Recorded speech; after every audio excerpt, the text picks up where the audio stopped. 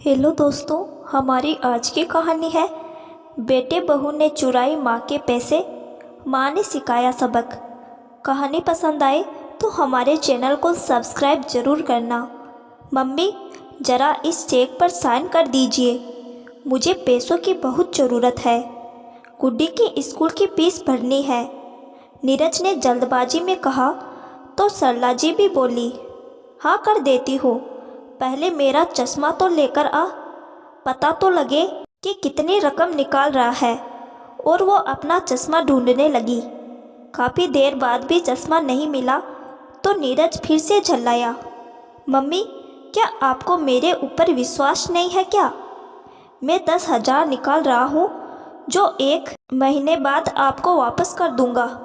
मैं कोई 10 लाख नहीं निकाल रहा। इतने में ही बहू तन्नू भी बोलती है, क्या मम्मी जी, आपको अपने बेटे पर ही विश्वास नहीं है? अब सरला जी खुद शर्मिंदा हो गई और उन्होंने बिना कुछ पढ़े हस्ताक्षर कर दिए। बिना चश्मे के उन्हें कुछ साफ दिखाई नहीं दे रहा था। उन्होंने नीरज पर विश्वास करके हस्ताक्षर कर ही दिए। नीरज अपने काम पर चला गया। सरला जी भी अपने काम में लग गई। जब वो अपने कमरे की सफाई कर रही थी तो देखा कूड़ेदान पूरी तरह से बंद नहीं था। वो उसे बंद कर ही रही थी तो देखा उनका चश्मा उसके अंदर गिरा हुआ था। ओह, ये यहाँ कैसे आया? और ये तो खराब भी नहीं है। उन्होंने अपना चश्मा निकालकर साफ कर लिया था। बात आई और गई हो गई। एक दिन सरला जी बोली, नीरज, तेरे पापा की पुण्यतिथि आ रही है और मैं 21 ब्राह्मणों को भोजन करवा के दान पुण्य करना चाहती हूँ। चेक मैंने भर दिया है, तो 10,000 रुपये निकाल कर ले आना। सरला जी ने चेक दे दिया। नीरज चुपचाप चेक लेकर चला गया। नीरज ने ऑफिस से आकर खाना खाया और कमरे में आराम करने चला गया। सरला जी कमरे में जाने लगी तो तन्नू ने दरवाज़ा बंद कर लिया था। सरला जी वापस अपने कमरे में चली गई। सुबह उठते ही उन्होंने नीरज को कहा कि वो 10,000 दे दे ताकि वो भोजन के लिए राशन और दान दक्षिणा का इंतजाम कर सके। मम्मी, कल तो मुझे समय ही नहीं मिला, मैं लाना भूल गया, आज मैं ज़रूर ले आऊँगा। नीरज ने बहाना बनाया और चला गया। 2-4 दिन टालता ही रहा। उसका रवैया देखकर सरला जी खुद एक दिन शेर का बहाना करके रिक्शे से बैंक चली गई। उन्होंने जब चेक जमा करवाया तो पता चला कि बैंक में उनके खाते में 1 रुपये भी नहीं है, पर बैंक के खाते में तो 10 लाख से अधिक थे। हर महीने ब्याज भी उसमें जुड़ता था। ये सब जानकर उनके होश उड़ गए। थोड़ी देर को उनका दिमाग सुन्न हो गया। फिर उन्होंने पानी पिया और हिम्मत जुटाई और पूछा कि सारा पैसा कब और किसने निकाला है। बैंक कर्मचारी जान पहचान का था तो उसने बताया कि इस तारीख को सारी रकम निकाली गई है। आपने चेक पर हस्ताक्षर किए थे तो हमने रुपए दे दिए और आपके बेटे नीरज जी ने अपने खाते में ट्रांसफ़र करवा लिए। सरला जी जहर का घूंट पीकर रह गई। आखिर मैंने कब हस्ताक्षर किए? तभी उन्होंने दिमाग पर जोर डाला कि उन्हें बिना चश्मे के अंग साफ नजर नहीं आ रहे थे और उनका चश्मा भी नहीं मिल रहा था। नीरज और तन्नू ने धोखे से सारी रकम हथिया ली। इन्हीं पैसों के भरोसे तो वो स्वाभिमान से जी रही थी। उनकी आंखों के आगे अंधेरा छा गया।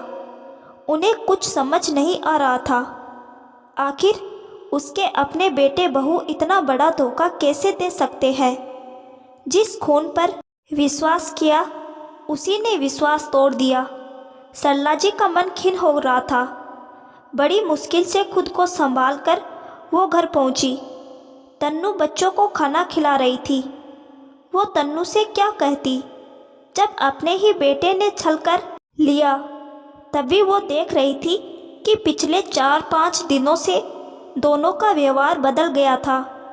पहले तो उनके खाते में पैसे थे, तो दोनों आगे पीछे होते रहते थे, पर पिछले दिनों से दोनों ने उनकी परवाह करना ही छोड़ दिया था। उन्होंने तन्नू को कहा कि उन्हें भी वो खाना परोस कर दे दे, पर लगा जैसे तन्नू ने सुनकर भी अनसुना कर दिया। मम्मी जी, आपको दिख नहीं रहा कि मैं बच्चों को खाना खिला रही हूँ? आप खुद रोटी बनाकर खा लीजिए। वैसे भी मैं बच्चों को पालूं या आपकी सेवा करती रहूं? मुझे भी 10 काम है। आपका तो आराम ही ख़त्म नहीं होता है। बहू की जली कटी बातें सुनकर सल्लाजी की भूख ही मर गई।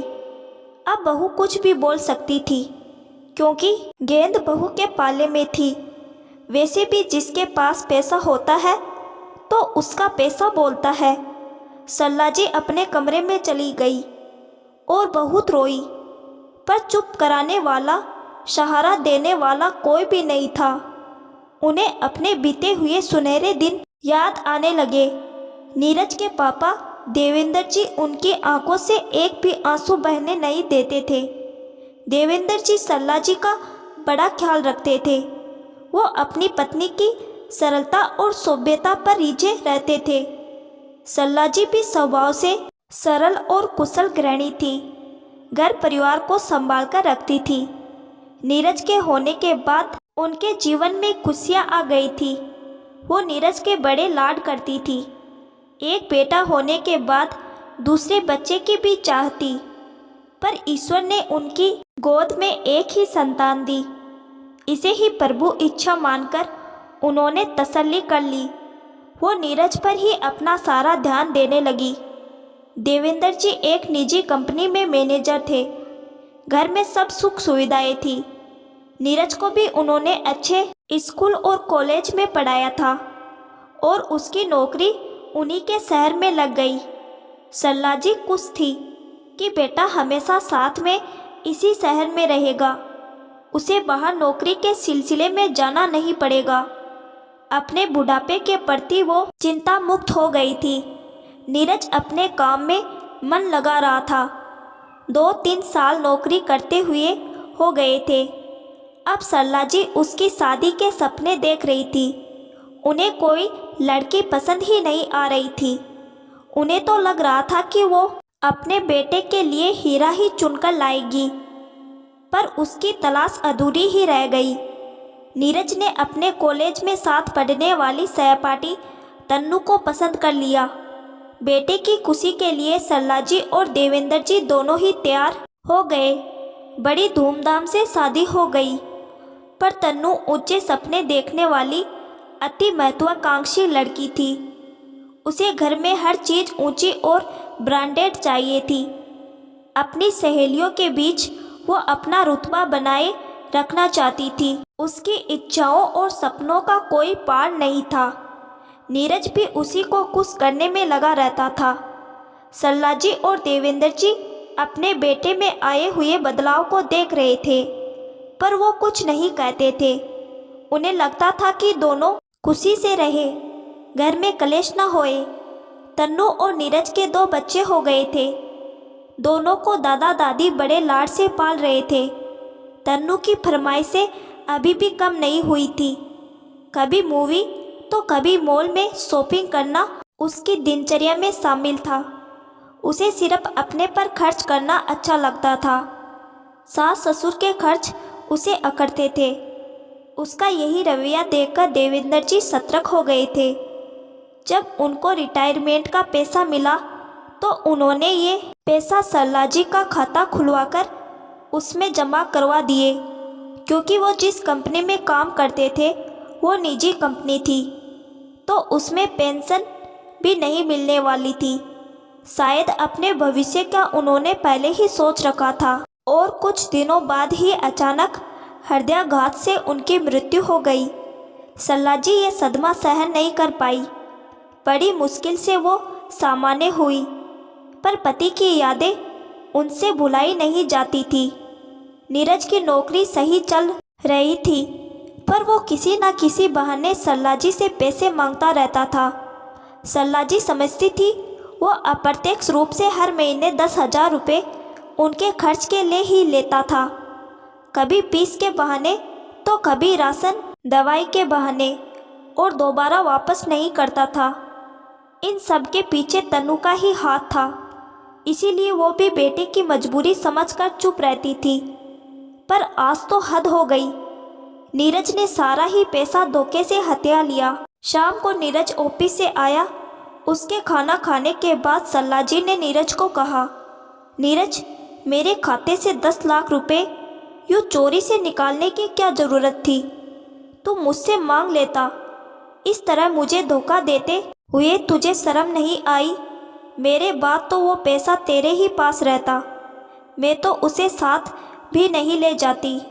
इस तरह अपनी ही माँ के साथ छल करना अच्छी बात नहीं है।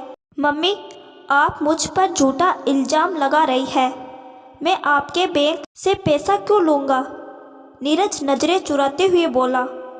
तू सच्चा होता तो नज़रें नहीं चुराता। और हाँ, मैं खुद आज बैंक गई थी। मुझे वहाँ बैठे शर्मा जी ने सब बता दिया है। अब सच्चाई मुझसे छुपी नहीं है। सल्ला जी की बात खत्म होने से पहले ही तन्नू आ गई और चिल्लाकर बोली, आप मेरे पति को इस तरह डांट नहीं सकती है। आपने ही तो खुद उस दिन चेक पर हस्ताक्षर किए थे, फिर इन पर इल्ज़ाम क्यों लगा रही हो? तन्नू, मैं अपने बेटे से बात कर रही हूँ, तुम ना ही बोलो तो अच्छा है। मुझे क्या पता था कि मेरा बेटा 10,000 की जगह उसमें 10 लाख की रकम भरकर मुझसे पैसे छीन लेगा। मैंने तो 10,000 के लिए ही हस्ताक्षर किए थे। तन्नू फिर तुनकते हुए बोली, अब पैसे ले भी लिए तो क्या हो गया? एक खाते से दूसरे खाते में ही तो आए हैं। मेरे पति ने कहीं खर्च तो नहीं कर दिए। अब आपकी उम्र का क्या पता, जाने कब चली जाओगी। जैसे पापा जी अचानक गए थे, आपके नाम का खाता तो खुलवा कर गए थे। अब इन्होंने खुद पैसे ले लिए तो पैसे तो घर में ही है। आपके पास रहे या इनके पास, कम से कम रुपए पैसे तो ठिकाने पर रहेंगे। एक ही घर में तो रहेंगे, कोई फर्क तो नहीं पड़ गया। नीरज चुप था, पर तन्नू लगातार बोलती जा रही थी। तन्नू, बहुत फर्क पड़ता है। सुहाग जाने पर स्त्री टूट जाती है, उतनी ही दूसरों पर निर्भर रहने से टूट जाती है।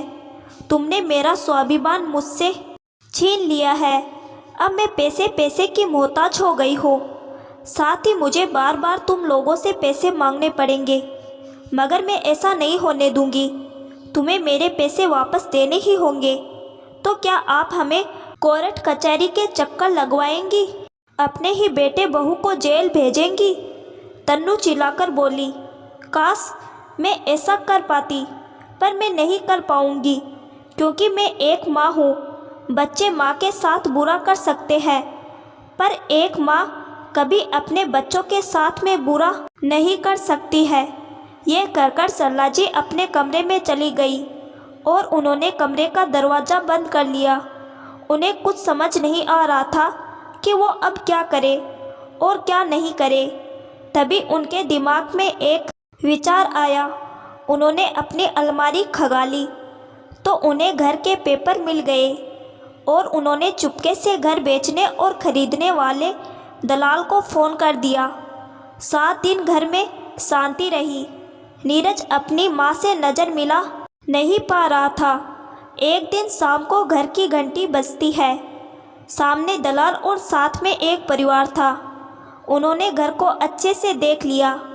ये कौन लोग हैं और घर के अंदर क्यों आ गए?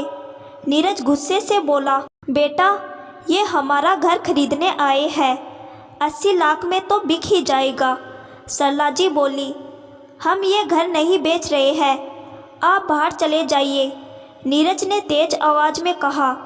तभी सरला जी बोली, तू घर बेचने वाला कौन होता है? ये घर मेरे नाम पर है और मैं ये घर बेचना चाहती हूँ। मुझे रुपयों की सख्त ज़रूरत है। अब तेरे पापा की भी कोई पेंशन नहीं आती है और मेरे खाते में भी 1 रुपये भी नहीं है, तो कुछ तो मुझे अपना इंतजाम करना होगा। तुम अपने परिवार को लेकर किराए के घर में रहने चले जाओ। मैं 80 लाख में अपने रहने और खाने पीने का कहीं तो इंतजाम कर ही लूँगी।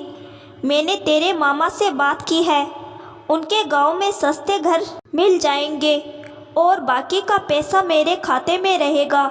सल्लाजी के तेवर देख नीरज और तन्नू के पैरों से ज़मीन सरक गई। अब किराए का घर लेने कहाँ पर जाएंगे? इतना बड़ा घर किराए पर लेना आसान भी नहीं होगा। दोनों ही सोच में पड़ गए। आप कल आइए, सल्लाजी ने उन्हें जाने को कहा, पर घर अच्छे से देखकर जाइए। ऊपर नीचे से अंदर बाहर से बहुत बड़ा है। सबके चले जाने के बाद नीरज और तन्नू ने सल्लाजी से माफ़ी मांगी। मम्मी, हमसे बहुत बड़ी गलती हो गई है, आप हमें माफ़ कर दो, पर इस तरह से बेघर मत करो। सल्लाजी भी ये नाटक ही कर रही थी। उन्होंने दोनों को माफ़ कर दिया और नीरज ने पुनः 10 लाख रुपए उनके खाते में जमा करवा दिए। अब सल्लाजी पुनः आत्मसम्मान से जीने लगी। दोस्तों, जीवन में अपने ही बेटे बहू से मिले धोखे माता पिता को तोड़ देते हैं। इसीलिए उन पर निर्भर रहने की जगह अपने खाते में हमेशा रुपए रखने चाहिए और बिना पढ़े तहकीकात किए बिना कहीं भी हस्ताक्षर नहीं करने चाहिए। आजकल अपने ही खून के रिश्ते भरोसे तोड़ देते हैं।